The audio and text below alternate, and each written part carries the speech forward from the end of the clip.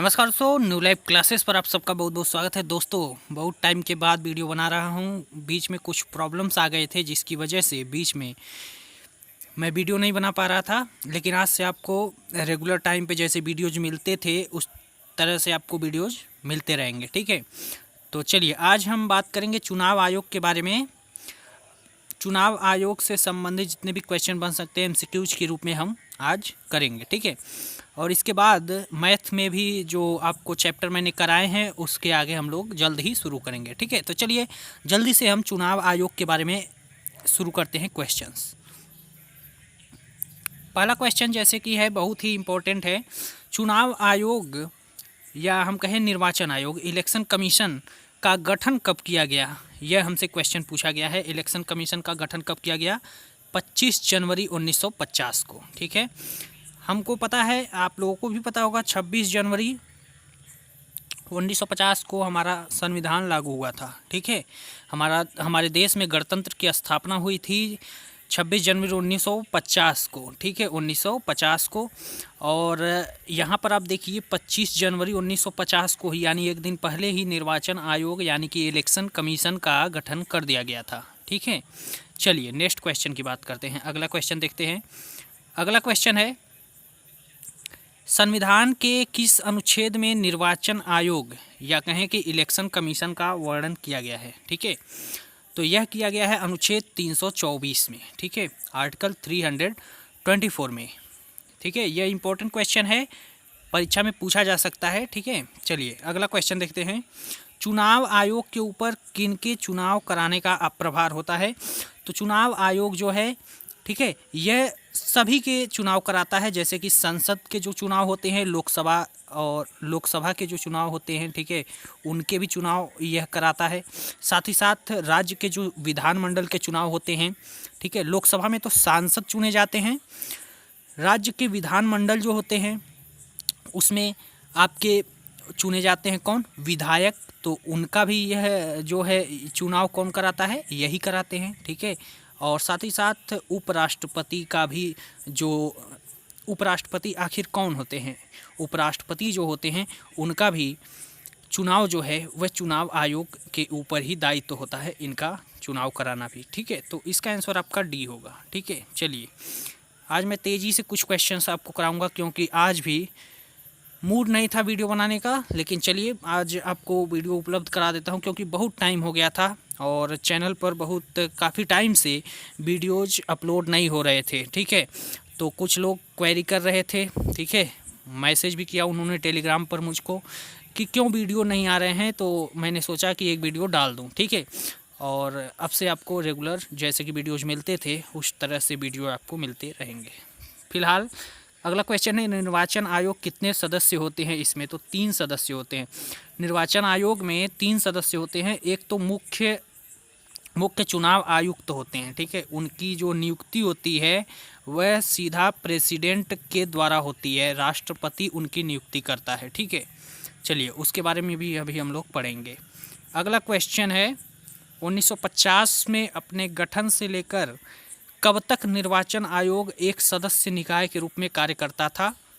1989 तक। ठीक है, चलिए अगला क्वेश्चन है, मुख्य निर्वाचन आयुक्त और अन्य निर्वाचन आयुक्त की नियुक्ति कौन करता है? तो इनकी नियुक्ति राष्ट्रपति करता है। 3 लोग होते हैं। ठीक है, तो एक तो मुख्य निर्वाचन आयुक्त हो गए और बाकी के जो निर्वाचन आयुक्त होते हैं उनकी नियुक्ति प्रेसिडेंट के द्वारा की जाती है। ठीक है, चलिए अगला बात करते हैं नेक्स्ट क्वेश्चन की। अगला क्वेश्चन है, वर्तमान में मुख्य निर्वाचन आयुक्त या कहें कि चीफ इलेक्शन कमिश्नर कौन है? तो चीफ इलेक्शन कमिश्नर कौन है?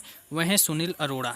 ठीक है, इनका कार्यकाल ख़त्म हो चुका था लेकिन इनका कार्यकाल जो है वह बढ़ा दिया गया है। ठीक है, तो सुनील अरोड़ा जो हैं यह हैं चीफ इलेक्शन कमिश्नर। ठीक है, अगला क्वेश्चन है, मुख्य निर्वाचन आयुक्त का कार्यकाल कितना होता है? 6 वर्ष या फिर 65 वर्ष की आयु तक। ठीक है, जो भी पहले पूरा हो जाए, और अगर राष्ट्रपति चाहे तो इनका कार्यकाल बढ़ा भी सकता है। ठीक है, नेक्स्ट क्वेश्चन है, निर्वाचन आयुक्त और प्रादेशिक आयुक्तों की शर्तें और पदावधि कौन निर्धारित करता है? प्रेसिडेंट के हाथ में होता है। प्रेसिडेंट ही सभी चीज़ें इनके बारे में देखता है कि इनका पदावधि कितना होगा और साथ ही साथ इनका कितना कार्यकाल होगा। ठीक है, अगला क्वेश्चन है, मतदान के दौरान अंगुलियों के निशान लगाने के लिए किस स्याही का उपयोग किया जाता है? सिल्वर नाइट्रेट का। ठीक है, जो स्याही उपयोग की जाती है वह सिल्वर नाइट्रेट की होती है।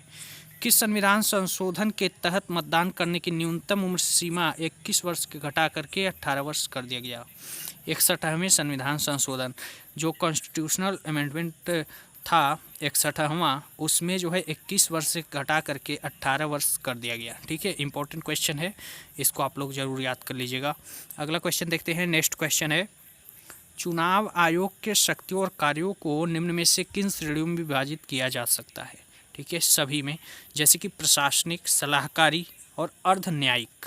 ठीक है, तो यह शक्तियां हैं और साथ ही साथ इनके कार्य हैं, तो इनको प्रशासनिक भी माना जा सकता है, सलाहकारी भी और अर्ध न्यायिक भी। ठीक है, क्योंकि जब चुनाव होने लगता है तो चुनाव आयोग ही निर्णय लेता है सभी कानूनी रूप से भी, तो यह अर्ध न्यायिक भी हो जाता है। ठीक है, चलिए अगला बात करते हैं। भारत में सर्वप्रथम ईवीएम का उपयोग किस राज्य में किया गया था? केरल में। ठीक है, केरल में ईवीएम का उपयोग किया गया था।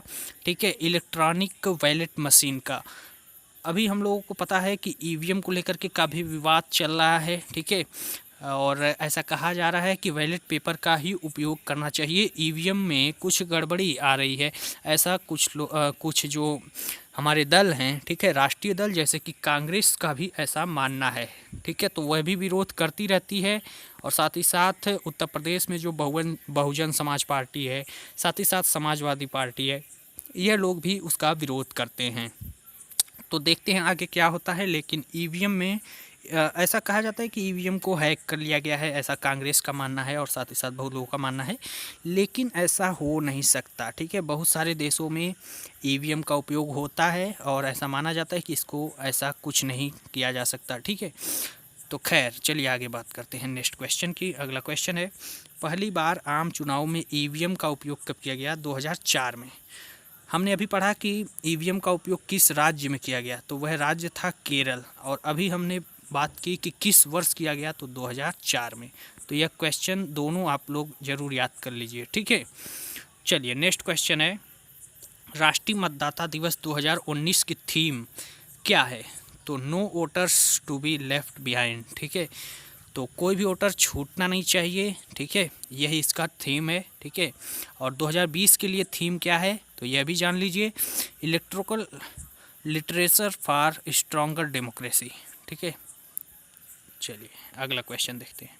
नेक्स्ट क्वेश्चन है, किस राज्य सरकार ने दिव्यांगजनों के लिए मतदान को सुलभ बनाने के लिए अंजोरी पहल शुरू की है? तो वह है असम।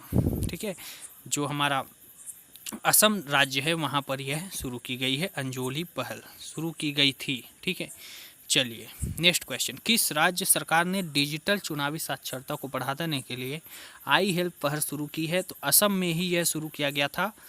यह बात 2019 की मैं कर रहा हूँ, 2019 में यह शुरू किया गया था जब लोकसभा चुनाव चल रहे थे। ठीक है, तब की बात है, तब चुनाव आयोग ने यह शुरुआत की थी। देश का पहला वाटर पार्क कहाँ पर है? गुरुग्राम में। ठीक है, गुरुग्राम यानी कि हरियाणा वाले पार्ट में आएगा यह। ठीक है, तो वहाँ पर यह है। नेक्स्ट क्वेश्चन है, हाल ही में सी विजिल ऐप किसने लॉन्च किया? चुनाव आयोग ने। 2019 की बात है। ठीक है, इस पर आप लोग ध्यान नहीं देंगे तब भी चलेगा। ठीक है, क्योंकि अभी तो 2020 चल रहा है और 2020 के करंट अफेयर को आप लोग ध्यान दीजिएगा। लेकिन क्वेश्चन ऐसे भी बन सकता है कि सी विजिल ऐप किसने लॉन्च किया था? तो चुनाव आयोग ने। ठीक है, ऐसे भी क्वेश्चन बन सकता है, तो क्वेश्चन तो कैसे भी बन सकता है, तो ध्यान देना ज़रूरी है। या ऐसे भी पूछ सकता है कि सी विजिल ऐप किससे संबंधित है? तो चुनाव आयोग से संबंधित है। ठीक है, निर्वाचन आयोग की सहायता के लिए किन्हें नियुक्त किया जाता है? उप निर्वाचन आयुक्त को। मैंने आपको बताया था कि निर्वाचन आयोग में 3 सदस्य होते हैं मुख्य रूप से। एक होता है मुख्य निर्वाचन आयुक्त, जो कि अभी कौन है? सुनील अरोड़ा, जिनकी नियुक्ति प्रेसिडेंट करता है। ठीक है, और एक होते हैं उप निर्वाचन आयुक्त, जो कि इनकी सहायता के लिए होते हैं। ठीक है, और एक और सदस्य होता है। ठीक है, तो यह 20 क्वेश्चन थे जो कि बहुत ही इंपॉर्टेंट है। निर्वाचन आयोग से या फिर हम कहें चुनाव आयोग से संबंधित, ठीक है, इलेक्शन कमीशन से संबंधित। तो इन सारे क्वेश्चंस को आप ज़रूर याद कीजिए। और अब तो हम मिलते रहेंगे, अब डेली आपको जैसे वीडियोज़ मिलते रहते थे उसी तरीके से अब वीडियो मैं डालता रहूँगा, ठीक है। आई होप अब कोई प्रॉब्लम नहीं होगी, ठीक है। तो मिलते हैं नेक्स्ट वीडियो में, तब तक के लिए धन्यवाद।